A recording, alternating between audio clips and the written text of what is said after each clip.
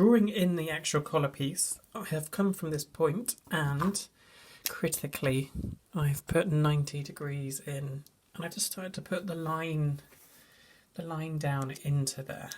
And the next thing to consider is how we want the rest of the collar to look and finish. And that's a style choice. It's not necessarily a given angle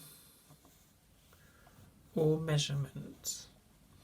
I'm going to take it. So if this is the original centre front line, I am going to go from about there and join it up to the collar there. And so you could use those two lines to intersect it, but this could come down much further. If that is about 3 centimetres, then measure in from that point, and then this point here can be 90 degrees, but it doesn't have to be. This is where you need to kind of experiment with this and see what kind of shape you like. However, once we have got the shape that we like, it is possible to fold the paper over on the break line. You can just see what's visible here is that gap, is that spread. So just very lightly, let's just put the ruler in so that we have something to press on. We can start to see the collar shape emerging. So that's where you could tweak things and change things if you're not happy about them at this stage. And this is often how some people actually draft this section. They fold it on the break line, they put this gap in, and then they style it, draw it, and maybe use the tracing wheel so that they get the reflection on this side. That's quite a common method to see in pattern cutting books as well. So once we have that, we need to copy off that collar piece there.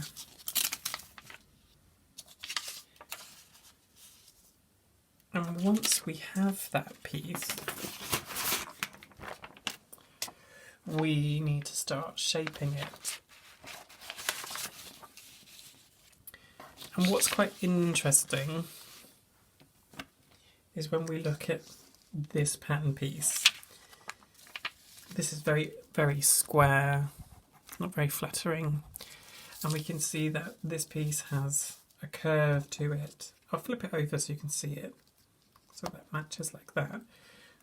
And we have divided this into 4 sections, and from this point to this point we've divided it into 4 sections, and then we've split open the pattern.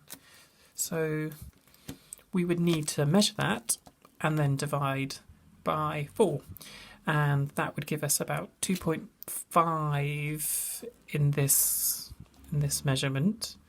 I have to admit, well, not that I'm admitting anything wrong, I often do just things but like this by eye these days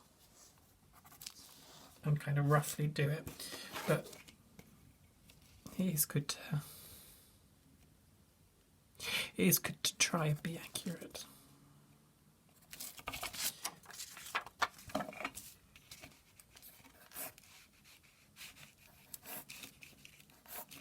So I kind of put those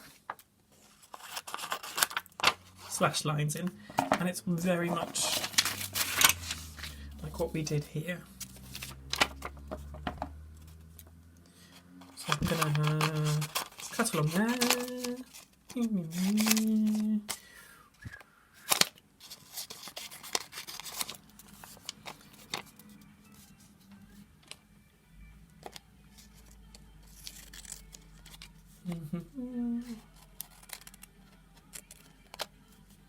somebody's car radio. So we've got those pieces, and then we're gonna, from the centre back, oops, shimmy, shimmy, shimmy, from the centre back, we're gonna open, and that would be about 0.5 in real scale, maybe 0.3, maybe 0.7, depending on how much you want to open it. But then we get to this stage where we are getting a pattern piece that's looking a lot more like that. Where we've got that angle there, that's more of a style choice. And that again, that comes from this point. So you might want to change that. So we would get a piece like that. And then we would transfer it over. So in the next bit, we'll just look about how we make the final pattern pieces for this.